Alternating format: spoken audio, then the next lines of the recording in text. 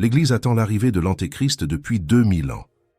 Elle a bâti une théologie entière autour de sa venue future. Elle a réalisé des films, écrit des livres, des mises en garde incessantes, créé toute une industrie de la peur autour d'une figure qui est censée apparaître d'un jour à l'autre. Mais que diriez-vous si Spinoza avait découvert dans d'anciens manuscrits quelque chose qui change tout, et si l'Antéchrist était déjà venu, s'il avait vécu, marché parmi nous, causé la destruction, celle que les prophéties décrivent, et puis était mort, il y a des siècles de cela, et si l'Église savait exactement qui il était, mais qu'elle cachait cette vérité, car l'admettre reviendrait à détruire l'outil le plus puissant qu'elle ait jamais possédé, l'outil de la peur perpétuelle. Parce que voici ce qu'ils ne veulent absolument pas que vous compreniez. Une menace qui est déjà passée ne peut plus vous contrôler. Un monstre qui est déjà mort ne peut plus vous maintenir dans l'obéissance. Un ennemi vaincu il y a des siècles ne peut plus vous forcer à donner, à confesser ou à vous soumettre sous l'effet de la terreur. Mais un ennemi qui est toujours sur le point d'arriver, qui est toujours aux aguets, qui est toujours tapi dans l'ombre, cet ennemi-là est inestimable. Cet ennemi maintient des populations entières sous contrôle, pendant des générations. Cet ennemi mérite d'être protégé par le silence, par les mensonges, et par 2000 ans de désinformation délibérée. Aujourd'hui, je vais vous montrer ce que Spinoza a découvert. Je vais révéler les preuves qui identifient qui était réellement l'Antéchrist. Et je vais vous expliquer pourquoi l'Église a été prête à tout, absolument tout, pour vous empêcher de découvrir cette vérité. Parce qu'une fois que vous aurez compris ce que je vais vous révéler, vous ne regarderez plus jamais les prophéties religieuses de la même manière. Vous comprendrez pourquoi l'Apocalypse a failli être retiré de la Bible. Vous saurez pourquoi certains versets ont été délibérément mal traduits, et vous verrez enfin l'imposture colossale qui opère sous vos yeux, depuis près de 2 millénaires. Mais avant cela, il faut que vous compreniez quelque chose d'essentiel sur la manière dont Spinoza a abordé cette question, car c'est sa méthode qui a rendu sa découverte si dangereuse. Spinoza n'a pas abordé la Bible comme un croyant cherchant à confirmer sa foi, il l'a abordée comme un philosophe, en quête de vérité par la raison. Il a lu les textes originaux en hébreu et en grec. Il a comparé différents manuscrits. Il a analysé le contexte historique dans lequel chaque livre a été écrit. Et il a posé une question qui était interdite depuis des siècles. Que signifiaient réellement ces textes? Pour ceux qui les ont écrits, c'est cette question qui lui a valu d'être excommunié à l'âge de 23 ans. C'est cette question qui a fait de lui le philosophe le plus HH de sa génération. Et c'est cette question qui l'a conduit à découvrir qui était vraiment l'Antéchrist. Maintenant, avant de révéler ses conclusions, je dois vous ramener au 1er siècle, car pour comprendre l'Antéchrist, il faut comprendre le monde qui a créé ce concept. Nous sommes en l'an 64 après Jésus-Christ. Rome est en proie aux flammes. Pendant 9 jours, les flammes consument la plus grande ville du monde. Des milliers de personnes meurent. Des centaines de milliers perdent tout. Et dans ce chaos, une rumeur commence à se répandre. Une rumeur selon laquelle l'incendie aurait été allumé délibérément. Une rumeur qui pointe directement du doigt un homme, l'empereur Néron. Maintenant, je veux que vous gardiez ce nom à l'esprit, parce que ce que je vais vous révéler va relier des points dont vous ignoriez même l'existence. Les chrétiens qui vivaient à Rome à cette époque étaient une petite secte, persécutée. Ils étaient considérés avec suspicion, parce qu'ils refusaient d'adorer les dieux romains. Ils se réunissaient en secret. Ils parlaient d'un royaume à venir, qui remplacerait Rome. Et lorsque Néron eut besoin d'un bouc émissaire pour l'incendie, ils devinrent les coupables parfaits. Ce qui suivit fut la première persécution organisée des chrétiens de l'histoire. Néron les fit arrêter. Il les fit recouvrir de peaux de bêtes et déchiqueter par des chiens. Il les fit crucifier. Il les fit enduire de pétrole et brûler vifs comme des torches humaines pour éclairer ses jardins la nuit. Ce n'est pas une légende. C'est de l'histoire documentée. L'historien romain Tacite l'a relaté. Suétone l'a confirmé. Même des sources non chrétiennes décrivent l'horreur de ce que Néron a fait aux premiers disciples de Jésus. Maintenant, C'est là que cela devient intéressant. Et c'est là que Spinoza a fait sa première observation cruciale, l'Apocalypse. Le texte qui décrit l'Antéchrist et la fin des temps a été écrit pendant cette période précise. Le père de l'Église, Irénée, situe sa composition sous le règne de Domitien, vers 95 après J.C., mais de nombreux érudits, dont Spinoza, soutiennent qu'il a été écrit plus tôt, pendant ou peu après la persécution de Néron. Pourquoi est-ce important? Parce que si l'Apocalypse a été écrite, alors que Néron terrorisait encore les chrétiens, alors l'auteur n'écrivait pas sur un avenir lointain. Il écrivait sur son présent. Il décrivait des événements qui se produisaient sous ses yeux, à des personnes qui allaient lire ces mots. Souvenez-vous de cela. Cela va devenir très important. Maintenant, laissez-moi vous montrer quelque chose que Spinoza a découvert au sujet du nombre le plus célèbre des prophéties, le nombre 666. Pendant des siècles, les chrétiens ont spéculé sur ce que ce nombre signifie. Ils l'ont appliqué au pape, aux politiciens, à tous ceux qu'ils voulaient diaboliser. Mais Spinoza a fait quelque chose de différent. Il est retourné à la langue originale et aux systèmes numériques originaux, en hébreu. Chaque lettre a une valeur numérique. Ce système s'appelle la guématrie. Lorsque vous écrivez le nom de quelqu'un en lettres hébraïques, vous pouvez additionner les valeurs et obtenir un nombre. Ce n'était pas considéré comme mystique ou occulte dans les temps anciens. C'était simplement la façon dont les nombres étaient représentés. Maintenant, voici ce qui se passe lorsque vous écrivez le nom de Néron César en lettres hébraïques. Nun vaut 50, Resh vaut 200, Vav vaut 6, Non vaut 50, Kof vaut 100, Samek vaut 60, Resh vaut 200. Additionnez-les. 50 plus 200 plus 6 plus 50 plus 100 plus 60 plus 200. Le total est 666. Lorsque Spinoza a documenté ce calcul, il a immédiatement compris ce que cela signifiait. L'auteur de l'Apocalypse ne prédisait pas un futur antéchrist. Il écrivait en code au sujet d'un antéchrist présent. Il identifiait Néron comme la bête, l'ennemi du peuple de Dieu, celui dont le nombre est 666. Mais voici où cela devient encore plus convaincant. Et c'est un détail que la plupart des gens n'ont jamais entendu. Certains anciens manuscrits de l'Apocalypse ont un nombre différent. Au lieu de 666, ils ont 616. Pendant des siècles, les érudits ont débattu pour savoir quel nombre était original et ce que signifiait cette différence. Spinoza a résolu l'énigme. Lorsque vous écrivez Néron sous sa forme latine, plutôt que le Néron César complet, vous supprimez l'une des lettres Nun, le calcul change, et le nouveau total est 616. Les deux nombres pointent vers la même personne. La variation dans les manuscrits n'est pas une erreur, c'est une confirmation. Différents scribes utilisaient différentes versions du nom de Néron, mais ils pointaient tous vers le même empereur. Maintenant, je veux que vous fassiez une pause et que vous laissiez cela s'imprégner en vous. Car ce que je viens de vous montrer n'est pas de la spéculation, ce n'est pas de l'interprétation. C'est un fait mathématique que n'importe qui peut vérifier. Le nombre 666 équivaut à Néron César en gématrie hébraïque. Le nombre alternatif 616 équivaut à Néron dans sa forme latine. Les deux nombres apparaissent dans d'anciens manuscrits de l'Apocalypse, et les deux pointent vers le même empereur romain qui persécutait activement les chrétiens au moment où le livre a été écrit. C'est ce que Spinoza a découvert. C'est pourquoi il a conclu que l'Antéchrist était déjà venu. Et c'est la vérité que l'Église cache. Mais pourquoi la cacherait-il?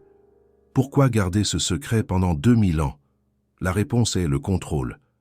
Un contrôle pur et simple.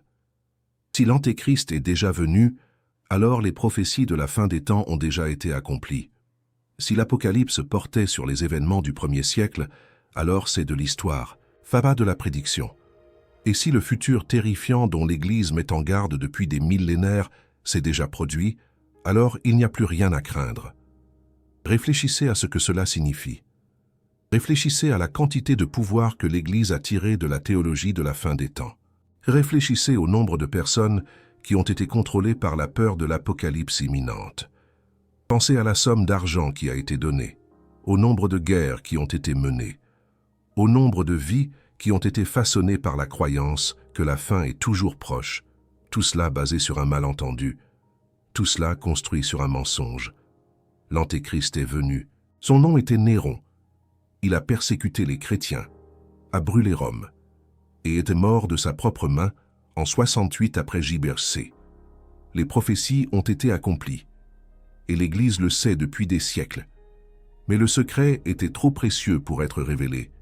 La peur était trop utile pour être abandonnée, et ainsi ils se sont tus, siècle après siècle, laissant génération après génération vivre dans la terreur de quelque chose qui était déjà passé. Maintenant, je sais ce que vous pensez peut-être. Vous pensez peut-être que ce n'est qu'une interprétation, que les érudits ne sont pas d'accord. Il existe d'autres explications pour 666, et vous auriez raison de dire que les érudits débattent de ces choses. Mais je veux vous montrer autre chose que Spinoza a découvert, quelque chose qui rend l'identification à Néron presque impossible à nier.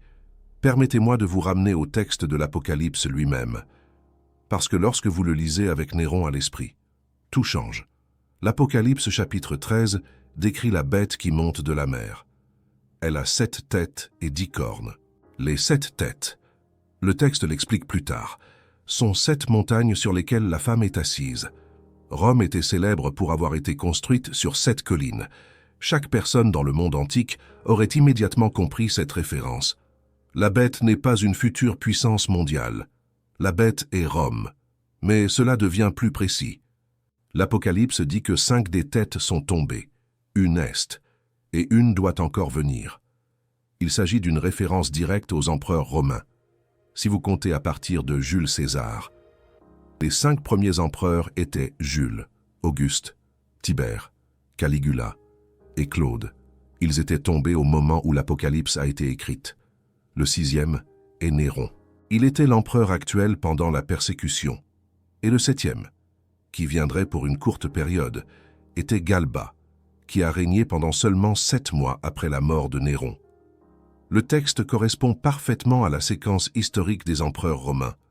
Ce n'est pas mystérieux, ce n'est pas codé au-delà de la compréhension. C'est un commentaire direct sur la situation politique du 1er siècle. Spinoza a vu cela, il l'a documenté, et il a été excommunié pour cela. Mais il y a encore plus. Parce que le texte fait une autre affirmation qui scelle l'identification. L'Apocalypse chapitre 17 dit que la bête était et n'est pas, et est sur le point de remonter de l'abîme. Cette étrange phrase a dérouté les lecteurs pendant des siècles. Comment quelque chose peut-il être et ne pas être en même temps? Spinoza a compris. Il connaissait la légende de Néron Redivivus.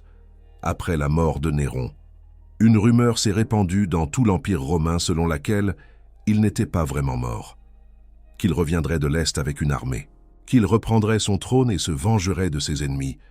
Cette légende était si répandue que plusieurs imposteurs sont apparus prétendant être Néron revenu. La peur était réelle, l'attente était authentique, et l'auteur de l'Apocalypse jouait sur cette peur. La bête était Néron. Il n'est pas parce qu'il était mort. Et il est sur le point de remonter parce que la légende disait qu'il reviendrait. Chaque détail correspond. Chaque élément de preuve pointe vers la même conclusion. L'Antéchrist de l'Apocalypse était Néron César. Il a vécu au 1er siècle. Il a persécuté l'Église. Et il est mort il y a près de 2000 ans. Maintenant, vous comprenez ce que Spinoza a découvert. Maintenant, vous comprenez pourquoi l'Église l'a excommunié. Et maintenant, vous comprenez pourquoi cette vérité a été supprimée pendant si longtemps. Mais je n'ai pas fini. Parce qu'il y a quelque chose d'encore plus troublant dans cette dissimulation. Quelque chose qui révèle à quel point la tromperie est profonde. Vous voyez, l'Église n'a pas seulement caché cette interprétation, elle a activement travaillé à la détruire. Dans les premiers siècles du christianisme, de nombreux chrétiens comprenaient que l'Apocalypse concernait Néron et les événements du 1er siècle. Ils étaient appelés prétéristes, du mot latin signifiant « passé ». Ils lisaient l'Apocalypse comme un livre sur des événements qui s'étaient déjà produits. Mais à mesure que l'Église gagnait en pouvoir politique, cette interprétation est devenue dangereuse. Si les prophéties étaient déjà accomplies, il n'était pas nécessaire de craindre l'avenir. Si l'Antéchrist était déjà venu, il n'y avait pas de monstre pour maintenir les gens obéissants. Alors l'Église a promu une interprétation différente. Ils ont dit que les prophéties étaient encore futures. Ils ont dit que l'Antéchrist venait encore. Ils ont construit toute une théologie de la peur autour d'événements qui s'étaient déjà produits. Et ils ont qualifié quiconque n'était pas d'accord d'hérétique. C'est documenté. C'est un fait historique. L'Église a délibérément choisi d'interpréter l'Apocalypse comme une prédiction future, plutôt que comme une histoire passée, parce que cela servait mieux ses objectifs. Spinoza le savait. Il a percé à jour la manipulation. Et c'est pourquoi ils ont tant essayé de le réduire au silence.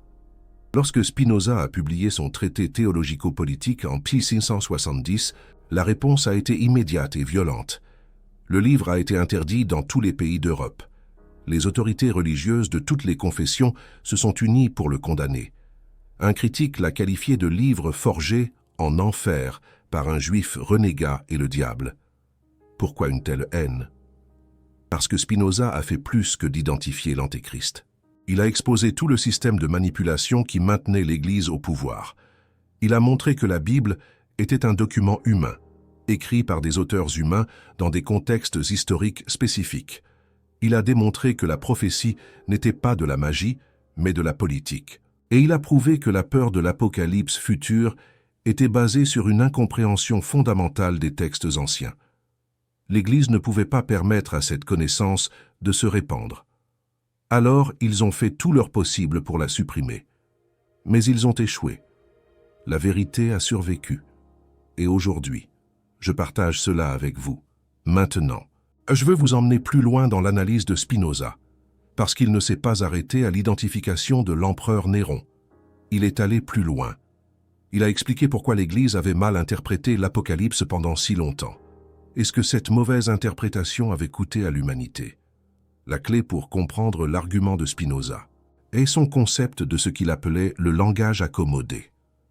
Il a observé que les auteurs bibliques écrivaient souvent d'une manière qui serait comprise par leur public d'origine, mais qui pourrait être mal comprise par les lecteurs ultérieurs. Par exemple, lorsque l'auteur de l'Apocalypse a écrit à propos d'une bête à 7 têtes, ces lecteurs du 1er siècle ont immédiatement pensé à Rome et à ses 7 collines. Mais les lecteurs des siècles suivants, qui ne connaissaient pas ce symbolisme, ont supposé que ce devait être quelque chose de futur et de mystérieux. De même, lorsque l'auteur a écrit le nombre 666, ces lecteurs originaux qui connaissaient la gématrie hébreu pouvaient calculer que cela signifiait Néron César. Mais les lecteurs qui ne connaissaient pas ce système ont supposé que c'était un code cryptique pointant vers une figure future. Spinoza a fait valoir que ce malentendu n'était pas accidentel. L'Église a choisi d'oublier le contexte original parce que cela l'avantageait. Elle a transformé un livre sur la persécution du 1er siècle en un modèle de peur perpétuelle. Réfléchissez aux implications de ceci. Chaque fois que quelqu'un a affirmé qu'un dirigeant moderne est l'Antéchrist, il a commis une erreur que Spinoza a identifiée il y a 3 siècles. Chaque prédiction de la fin des temps qui a échoué, et des milliers ont échoué, était basée sur cette erreur fondamentale. Chaque personne qui a vécu dans la peur d'une apocalypse imminente a été victime de cette ancienne tromperie. L'Antéchrist est venu. C'était l'empereur Néron. Il est mort. Et les prophéties se sont accomplies il y a près de 2000 ans. Cela ne signifie pas que la Bible n'a aucune valeur.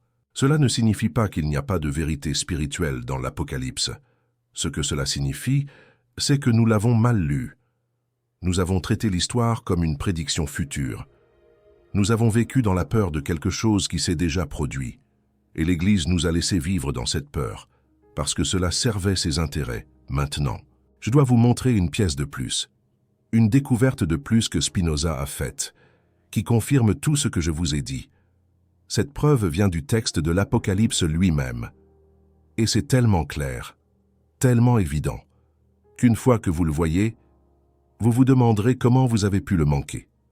Apocalypse, chapitre 1, verset 1, dit ceci. Révélation de Jésus, le Christ, que Dieu lui a donné pour montrer à ses serviteurs ce qui doit arriver bientôt. Bientôt. Le tout premier verset du livre dit que les événements qu'il décrit doivent arriver bientôt. Le verset 3 continue. Heureux celui qui lit à haute voix les paroles de cette prophétie. Et heureux ceux qui l'entendent et prennent à cœur ce qui y est écrit.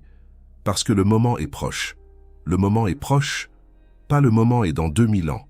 Pas le moment est dans un futur lointain que vous ne pouvez même pas imaginer. Le moment est proche.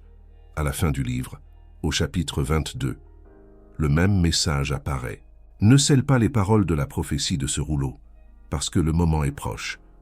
Comparez cela au livre de Daniel, où il est dit au prophète de sceller la vision parce qu'elle concerne un futur lointain. L'Apocalypse dit délibérément le contraire. Ne le scellez pas. Le moment est proche. Ces choses doivent arriver bientôt. Spinoza a souligné l'évidence. Qu'ainsi l'auteur de l'Apocalypse croyait que ces événements se produiraient dans 2000 ans. Pourquoi dirait-il qu'ils doivent arriver bientôt? Pourquoi dirait-il que le moment est proche? Pourquoi dirait-il à ses lecteurs de ne pas sceller le livre parce que l'accomplissement était imminent? La seule conclusion logique est que l'auteur s'attendait à ce que ces événements se produisent de son vivant. Il écrivait sur son présent, pas sur notre futur. Il décrivait la persécution de l'empereur Néron, le jugement de Rome, et la justification des martyrs qui mouraient autour de lui. C'est ce que Spinoza a compris. C'est ce que l'Église a su et caché. Et c'est ce qui change tout dans la façon dont nous lisons la prophétie biblique. Mais j'ai gardé la partie la plus troublante de cette histoire pour la fin. Parce que Spinoza n'a pas seulement découvert qui était l'Antéchrist. Il a découvert quelque chose sur ce que l'Église a fait de cette connaissance. Vous voyez, les premiers chefs de l'Église n'ignoraient pas l'identification de l'empereur Néron. Beaucoup d'entre eux savaient exactement à qui se référait le nombre 666. Le père de l'Église, Victorinus de Poetovio, écrivant au IIIe siècle, a explicitement identifié la bête comme l'empereur Néron. D'autres premiers chrétiens ont fait la même connexion. Alors pourquoi cette interprétation a-t-elle disparu?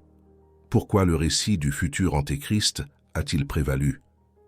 Spinoza a trouvé la réponse dans la politique de l'Église, au IVe siècle. Le christianisme est devenu la religion officielle de l'Empire romain sous Constantin. Soudain, l'Église n'était plus une minorité persécutée. Elle était désormais alignée sur le pouvoir romain. Elle faisait désormais partie de l'establishment. Cela a créé un problème. Comment l'Église pouvait-elle enseigner que Rome était la bête de l'Apocalypse? Alors que l'Église était désormais le partenaire de Rome? Comment pouvaient-ils condamner l'Empire qui était désormais leur sponsor? La solution était simple. Ils ont changé l'interprétation. Ils ont cessé d'enseigner que l'Apocalypse parlait de Rome. Ils ont cessé d'identifier l'empereur Néron comme l'Antéchrist. Au lieu de cela, ils ont poussé les prophéties dans le futur, vers un ennemi vague qui n'était pas encore apparu.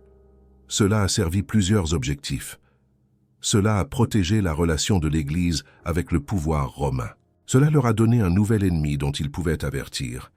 Maintenant la peur qui maintenait les gens obéissants. Et cela leur a permis de transformer un livre de résistance contre l'Empire en un outil de contrôle impérial. Spinoza a documenté tout cela.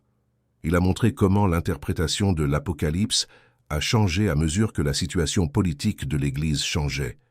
Il a démontré que le récit du futur Antéchrist n'était pas basé sur une lecture attentive du texte, mais sur la commodité politique. Et pour cela, ils ont essayé de le détruire. Après son excommunication, Spinoza a vécu dans une pauvreté relative. Il polissait des lentilles pour gagner sa vie, la poussière de verre détruisant lentement ses poumons. Il a été ostracisé par sa communauté, menacé d'assassinat et condamné par les autorités religieuses de toute l'Europe. Mais il a continué à écrire, il a continué à penser, et il a continué à révéler des vérités que l'Église voulait enterrer. Quand il est mort en 1677, il n'avait que 44 ans, mais ses idées ont survécu. Elles se sont répandues à travers l'Europe. Elles ont influencé les Lumières, et elles ont finalement conduit au monde moderne où vous et moi pouvons discuter de ces choses ouvertement. L'Église n'a pas pu faire taire Spinoza pour toujours. La vérité qu'il a découverte est maintenant accessible à quiconque est prêt à regarder. Mais attendez, il y a autre chose que je dois vous dire. Quelque chose qui rend cette révélation encore plus puissante. Vous voyez, Spinoza n'était pas seul dans sa découverte. D'autres érudits, à travers l'histoire, sont parvenus à la même conclusion. Ils ont vérifié les calculs de la guématrie. Ils ont confirmé les liens historiques. Ils ont documenté la dissimulation de l'Église. Au XIXe siècle, des biblistes en Allemagne ont commencé à redécouvrir ce que Spinoza avait trouvé. Ils ont appelé leur approche la haute critique. Et cela impliquait de lire la Bible comme un document historique plutôt que comme un oracle divin. Lorsqu'ils ont appliqué cette méthode à l'Apocalypse, ils sont arrivés à la même conclusion que Spinoza 2 siècles plus tôt. Le nombre 666, c'est Néron, la bête, c'est Rome. Les prophéties décrivent les événements du 1er siècle. Ce ne sont pas des études marginales. C'est un consensus académique dominant dans les départements d'études bibliques du monde entier. Et pourtant, d'une manière ou d'une autre, cette connaissance n'atteint jamais le paroissien moyen. Les pasteurs qui ont appris cela au séminaire choisissent de ne pas le partager avec leur congrégation. Les chefs religieux qui connaissent la vérité continuent de prêcher le récit de l'antéchrist futur. La tromperie continue, de génération en génération. Pourquoi? La réponse est toujours la même. Contrôle, argent, pouvoir. Une institution bâtie sur la peur ne peut pas survivre à la mort de cette peur. Une Église qui a mis en garde contre l'Apocalypse à venir pendant 2000 ans ne peut pas admettre que l'Apocalypse s'est déjà produite. Trop de choses sont investies dans le mensonge. Trop de carrières dépendent de son maintien. Trop de milliards de dollars affluent parce que les gens croient que la fin est proche. Alors, la vérité reste cachée. Et des gens comme vous continuent de vivre dans une peur inutile. Mais cela change aujourd'hui, parce que vous savez maintenant ce que Spinoza a découvert. Vous avez vu les preuves. Vous avez fait le calcul vous-même. Et vous ne pourrez jamais oublier ce que vous savez maintenant. L'Antéchrist était Néron. Il a vécu et est mort au 1er siècle. L'Église le sait depuis près de 2000 ans. Et tout ce qu'on vous a enseigné sur l'Apocalypse à venir était basé sur un mensonge. Maintenant, laissez-moi vous partager quelque chose que Spinoza a écrit vers la fin de sa vie. Quelque chose qui capture pourquoi cette découverte compte tellement. Il a écrit que le but de la philosophie n'est pas de faire peur aux gens, mais de les rendre libres. Il croyait que la superstition asservit tandis que la raison libère. Et il a consacré sa vie à montrer aux gens comment échapper aux chaînes de la peur que les autorités religieuses avaient placées sur eux. Lorsque vous comprenez la vérité sur l'Antéchrist, vous faites l'expérience exacte du type de libération que Spinoza a décrit. La peur qui vous contrôlait perd son pouvoir. L'anxiété face à l'avenir se dissout. Les chaînes mentales se brisent. C'est ce que l'Église n'a jamais voulu que vous expérimentiez. C'est pourquoi ils ont travaillé si dur pour supprimer cette connaissance. Parce qu'une personne qui n'a pas peur ne peut pas être contrôlée. Une personne qui connaît la vérité ne peut pas être manipulée. Une personne qui a été libérée par la raison est perdue pour eux à jamais. Pensez-y un instant. Pensez à ce que cela signifie qu'ils préféreraient vous garder effrayé plutôt que de vous libérer. Maintenant, je veux aller encore plus loin. Parce que Spinoza n'a pas seulement découvert qui était l'Antéchrist. Il a découvert une méthode pour trouver la vérité que n'importe qui peut utiliser. Son approche était simple mais révolutionnaire. Il a dit que lors de la lecture de tout texte ancien, vous devez poser 3 questions. Premièrement, qui a écrit ce texte et quand? Comprendre l'auteur et le contexte historique est essentiel pour comprendre le sens. Deuxièmement, que signifiaient les mots pour le public d'origine? La langue change avec le temps. Les symboles qui étaient évidents pour les anciens lecteurs peuvent nous être obscurs. Nous devons retrouver le sens originel avant de pouvoir interpréter. Troisièmement, quel était le but du texte? Les auteurs anciens avaient des raisons d'écrire. Comprendre ces raisons nous aide à comprendre leurs choix. Lorsque Spinoza a appliqué ces questions à l'Apocalypse, tout est devenu clair. Qui l'a écrit? Un chrétien vivant pendant la persécution romaine, probablement à la fin des années 60 après J.P.C. Que signifiaient les mots pour le public d'origine? Le nombre 666 signifiait Néron César. La bête à 7 têtes signifiait Rome sur ses 7 collines. Les prophéties décrivaient des événements qui se produisaient à ce moment-là. Quel était son but? C'était un livre de résistance. encourageant les chrétiens persécutés à rester fidèles même face à la terreur de Néron. Il promettait que Rome serait jugée et que les martyrs seraient justifiés. C'est ce que l'Apocalypse signifiait lorsqu'elle a été écrite. C'est ce que les lecteurs originaux ont compris. Et c'est ce que l'Église vous a caché. Vous pouvez appliquer la méthode de Spinoza à n'importe quel texte ancien. Demandez qui l'a écrit. Demandez ce que les mots signifiaient pour le public d'origine. Demandez quel était son but. Et soudain, les textes qui semblaient être mystérieux deviennent clairs. Les prophéties qui semblaient terrifiantes deviennent historiques. L'inconnu devient connu. C'est le pouvoir de la raison. C'est ce que Spinoza voulait partager avec le monde. Et c'est ce que l'Église a essayé si désespérément de supprimer. Vous venez de découvrir des vérités qui auraient pu coûter la vie à des gens il y a 300 ans. Spinoza a failli mourir pour cette connaissance. D'autres n'ont pas eu autant de chance. Des hommes et des femmes ont été brûlés sur le bûcher pour avoir remis en question l'interprétation de la prophétie par l'Église. Des érudits ont été emprisonnés pour avoir suggéré que l'Antéchrist aurait peut-être déjà été venu. L'information que vous possédez maintenant a été achetée avec du sang.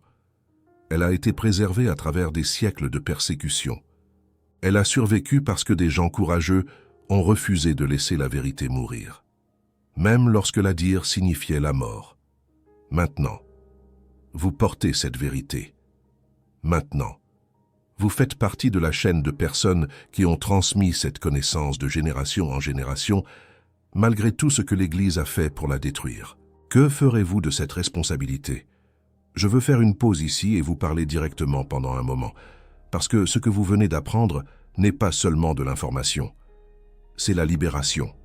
Chaque vidéo comme celle-ci nécessite des recherches approfondies dans des documents historiques, des langues anciennes et des textes supprimés. Chaque révélation que je partage vient d'heures de fouilles dans des archives et des manuscrits que des personnes puissantes préféreraient voir oubliés. Ce type de contenu ne se crée pas par hasard. Il exige un dévouement à la vérité plutôt qu'au confort, à la connaissance plutôt qu'à la peur, et à la libération plutôt qu'au contrôle. Si ce que vous avez appris aujourd'hui a de la valeur pour vous, si cela a changé votre façon de voir le monde, je veux vous demander d'envisager de soutenir ce travail grâce à Super Thanks. Ce bouton ci-dessous n'est pas seulement un don, c'est une déclaration. C'est vous qui dites que la vérité compte plus que les mensonges confortables, que la libération mérite d'être soutenue, que le travail que Spinoza a commencé devrait continuer. Lorsque vous cliquez sur ce bouton, vous faites partie de quelque chose de plus grand que vous-même. Vous rejoignez une communauté de personnes qui refusent d'être contrôlées par la peur.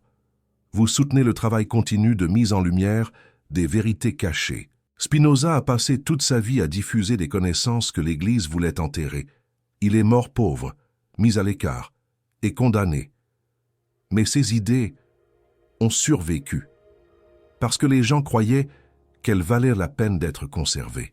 Aujourd'hui, ce même combat continue, et vous pouvez en faire partie, maintenant. Permettez-moi de tout rassembler et de vous expliquer pourquoi cela compte, personnellement, pour vous. On vous a dit, toute votre vie, que l'Antéchrist arrive. On vous a appris à chercher les signes de son arrivée. On vous a mis en garde contre un gouvernement mondial unique, la marque de la bête, et les tribulations.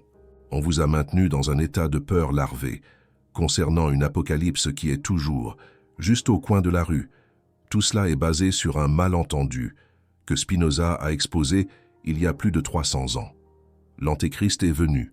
Son nom était Néron. Le nombre 666 est la valeur numérique de son nom en hébreu. La bête à 7 têtes est Rome, avec ses 7 collines. Les prophéties de l'Apocalypse décrivaient des événements qui se sont produits au 1er siècle. L'Église le sait. Elle l'a toujours su, et elle l'a caché, parce que votre peur est trop précieuse pour elle. Pensez à ce qu'ils vous ont pris. Pensez à l'énergie mentale que vous avez dépensée à vous inquiéter de la fin des temps. Pensez aux décisions que vous avez prises, à l'argent que vous avez donné, à l'anxiété que vous avez ressentie, tout cela, à cause d'un mensonge. Vous n'aviez pas besoin de vivre dans cette peur. Le monstre dont ils vous ont mis en garde est mort il y a 2000 ans. L'apocalypse qu'ils ont prédite s'est déjà produite, et la vérité qu'ils vous ont cachée a été disponible tout ce temps, attendant que quelqu'un la partage. Aujourd'hui, je l'ai partagée avec vous. Maintenant, vous comprenez ce que Spinoza a découvert. Maintenant, vous savez qui était vraiment l'Antéchrist. Et maintenant, vous êtes libérés de la peur, qui a maintenu tant de gens contrôlés pendant si longtemps. Vous venez d'apprendre quelque chose que l'Église a passé 2000 ans à essayer de cacher. Ce n'est pas de la spéculation, c'est de l'histoire documentée, de l'analyse textuelle et une preuve mathématique que n'importe qui peut vérifier. L'Antéchrist est venu, son nom était Néron, et l'Église l'a toujours su. Ce que vous faites de cette information, c'est à vous de voir. Mais je veux vous demander quelque chose. Pourquoi pensez-vous qu'ils ont eu si peur que les gens apprennent cette vérité? Qu'est-ce que cela vous dit d'une institution qui préférerait vous maintenir dans la peur plutôt que de partager des connaissances? Qui vous libérerait? Si cette révélation a changé votre façon de voir les choses, je veux que vous fassiez quelque chose. Laissez un commentaire ci-dessous en me disant « Avez-vous appris à craindre l'arrivée de l'Antéchrist? Croyez-vous que l'Église connaissait la vérité et la cachait délibérément? » Je lis chaque commentaire et je veux connaître votre histoire. Avez-vous été élevé dans la croyance que la fin était proche? Avez-vous pris des décisions de vie basées sur cette croyance? La peur de l'Antéchrist vous a-t-elle déjà empêché de dormir la nuit? Parce que des millions de personnes ont vécu et sont mortes sous cette peur. Des millions ont fait des choix qu'elles n'auraient pas fait si elles avaient reconnu la vérité. Des millions ont souffert inutilement, parce que de puissantes institutions ont trouvé leur souffrance utile. Votre histoire compte, votre expérience compte, et la partager aide les autres à comprendre qu'ils ne sont pas seuls. Alors, dites-moi, écrivez-le dans les commentaires, faites savoir au monde ce que cette peur vous a coûté et que votre témoignage soit un avertissement à ceux qui voudraient maintenir les gens enchaînés. La vérité est maintenant révélée. Spinoza l'a révélée. Il y a 3 siècles, je l'ai partagée avec vous aujourd'hui, et ensemble, nous pouvons faire en sorte que le mensonge ne puisse pas continuer. L'Antéchrist est déjà venu. Son nom était Néron. L'Église l'a toujours su. Et maintenant, vous aussi. À la prochaine fois.